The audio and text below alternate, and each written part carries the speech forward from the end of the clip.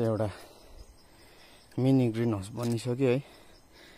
यहाँनिर चाहिँ अब नर्सरी हुन्छ है, कोपीहरूको सिट यहाँ खनखान पारेर हाल्नु बाँकी छ।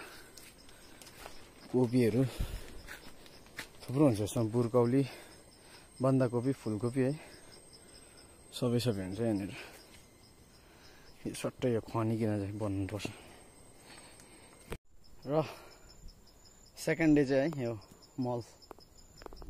मलहरू छ है, मल फिन्जाउँदै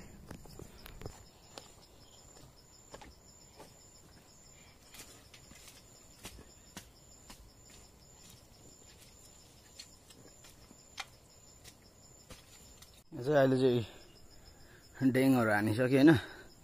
अब यसमा मजाले मिलाउनु पर्छ। डेङ चाहिँ अब कम्प्लिट भयो, मल छरेर पनि। हालत चाहिँ यस्तो मात्रै भएको छ। अब दिन रात भारी बोक्छु, खुइया सुसेलेर पसिनाको धारा पुस्छु, टोपी फुकालेर भनेको जस्तै भइरहेछ हालत चाहिँ। अब यो कोपीको बिउ, यो बुर्कौलीको, टमाटरको बिउ चाहिँ किन्नु पर्यो है।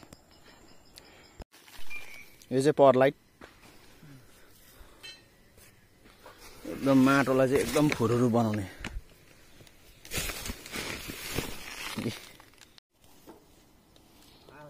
टमाटर, फुलकोपी, बन्दाकोपी, बुर्कौली यो चाहिँ अब रेडी भयो। अब यहाँनिर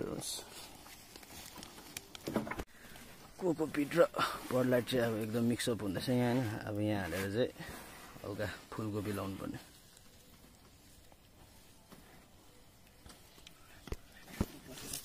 र यहाँ चाहिँ सिटहरू लाएर फर्स्ट पानी हालाइ सुरु भयो होइन। यो चाहिँ फर्स्ट पानी।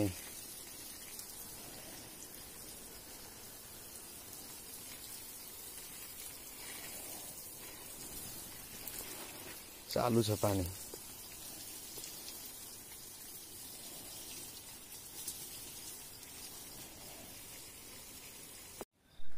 तपाईँहरूले यहाँनिर देख्न सक्नुहुन्छ है, पलाउँदै रहेछ मेरो नर्सरी को थियो।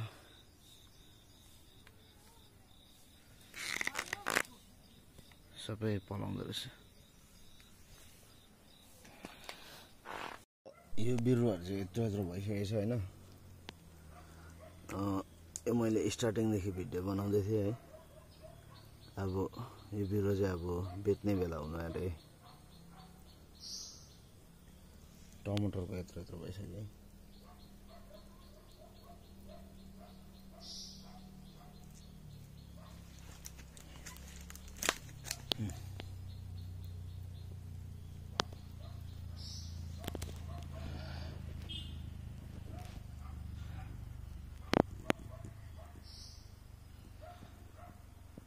यत्रो भयो अब यो बिरुवा।